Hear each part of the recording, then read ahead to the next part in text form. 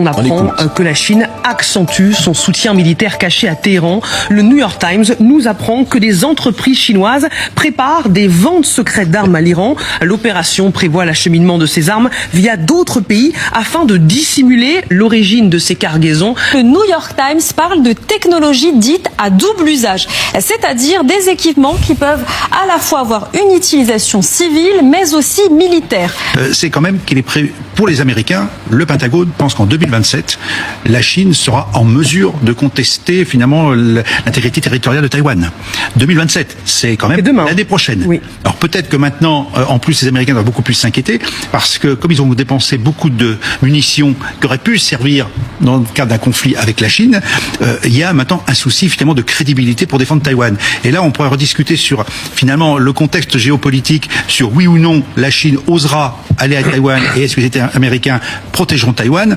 Moi, je commence quand même à avoir un doute. Ah bon, parce que général, certes, c'est que plus la Chine affaiblit la puissance américaine, plus elle démontre que la puissance américaine a des vulnérabilités, justement les provoquant par l'envoi de composants pour l'armement, notamment au profit des Iraniens. Les destructions qu'on a vues depuis des semaines, la capacité nuisante de l'Iran montre que même un État aussi fort militairement que les États-Unis n'est pas capable finalement d'imposer sa volonté à l'Iran. Mais la Chine est dans son droit de soutenir l'Iran, comme les Occidentaux arment Taïwan et l'Ukraine. Vous vous souvenez de cette image ? Les Chinois avaient photographié des bases américaines, puis rendu les clichés publics. Ils avaient notamment capturé en image une batterie THAAD avec ses données de localisation publiées en ligne. L'une des plus grandes surprises de cette guerre, c'est la précision accrue des missiles iraniens par rapport au conflit de juin 2025. Et cela soulève de nombreuses questions sur leur système de guidage. Rappelez-vous aussi que durant les mois de décembre, janvier, février par là, des vols entre la Chine et l'Iran avaient lieu, parfois plusieurs fois par jour. Ces avions n'avaient probablement pas la capacité de transporter des batteries anti-aériennes complètes, mais ils pouvaient acheminer du matériel d'intégration technologique, notamment pour des stations terrestres liées au système chinois Beidou. La Chine avait commencé à développer son propre système de navigation par satellite après la crise de Taïwan de 1996, craignant qu'un jour Washington ne limite l'accès au GPS. En 2020, Pékin a officiellement lancé la version finale de Beidou, présentée comme un concurrent direct au GPS américain. Si l'Iran utilise effectivement Beidou, les États-Unis auraient des difficultés énormes à perturber ce système. Et bien avant le début de la guerre, la Chine et la Russie renforçaient déjà leur coopération avec l'Iran dans le domaine du renseignement. Ce n'est pas nouveau. Ces deux pays pouvaient probablement surveiller les mouvements de navires et sous-marins de l'US Navy, puis transmettre certaines informations à Téhéran. L'Iran a énormément développé sa technologie balistique et figure aujourd'hui parmi les acteurs les plus avancés dans ce domaine aux côtés de la Chine et de la Russie. Mais les Chinois n'ont jamais eu besoin d'une implication militaire directe au Moyen-Orient, contrairement aux trolls, aux propagandistes qui l'exigeaient en se moquant. Parce que pendant que Washington s'épuise dans cette région et en Ukraine, le risque d'un affaiblissement stratégique américain face à la Chine en Indo-Pacifique augmente. Si les États-Unis poursuivent la guerre en Iran pendant 2 à 5 mois, ce dont je doute, combien d'années leur faudra-t-il ensuite pour reconstituer leur stock afin de faire face à une Chine qui, selon moi, est militairement prête? Il faut vous poser les bonnes questions et non analyser selon oui, la première armée du monde, ce sont les États-Unis.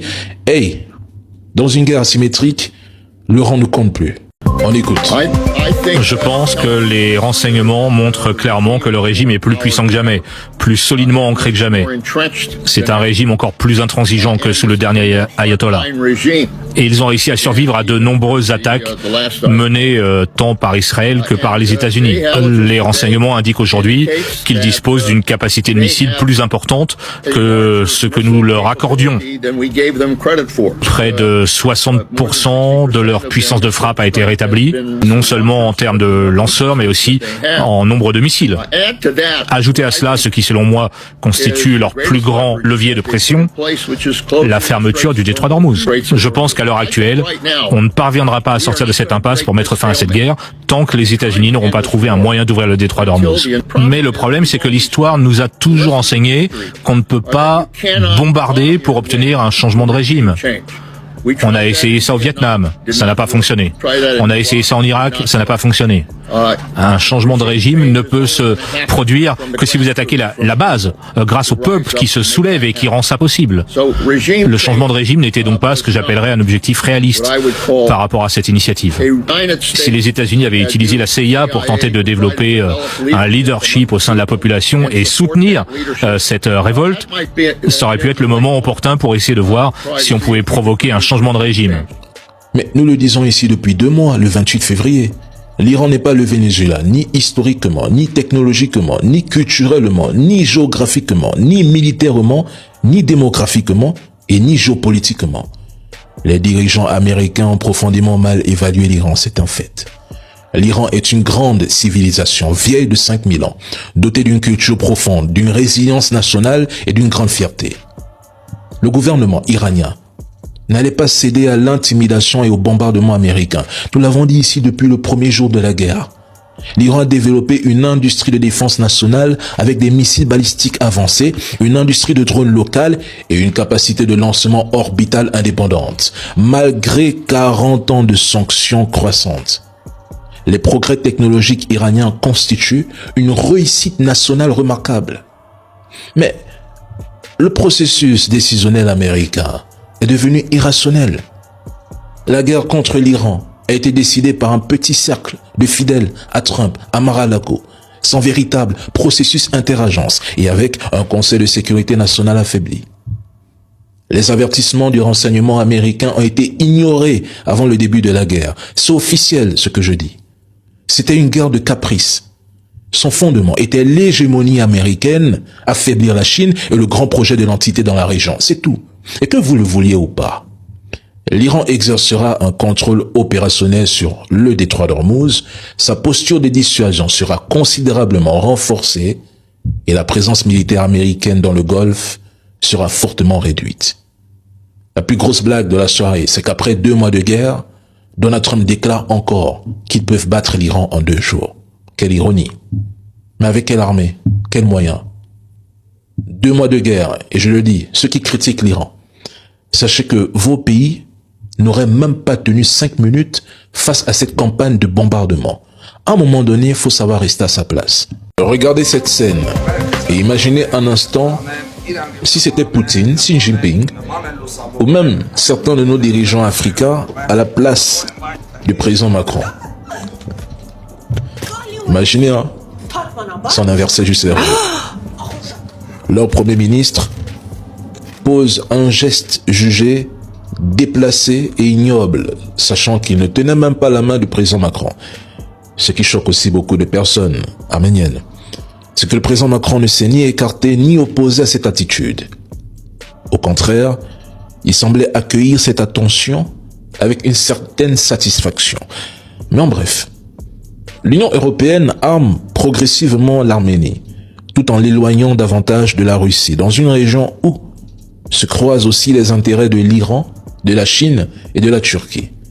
Dans le même temps, le président Macron répétait que la Russie n'avait pas défendu l'Arménie pendant la guerre contre l'Azerbaïdjan. Pourtant, le Haut-Karabakh n'a jamais été reconnu officiellement comme territoire arménien, ni par Moscou, ni même par l'Arménie elle-même. Sur le plan du droit international, cette région était reconnue comme faisant partie de l'Azerbaïdjan, malgré sa population majoritairement arménienne. L'organisation du traité de sécurité collective n'était donc pas censée intervenir dans un conflit concernant une région disputée et non reconnue comme territoire souverain.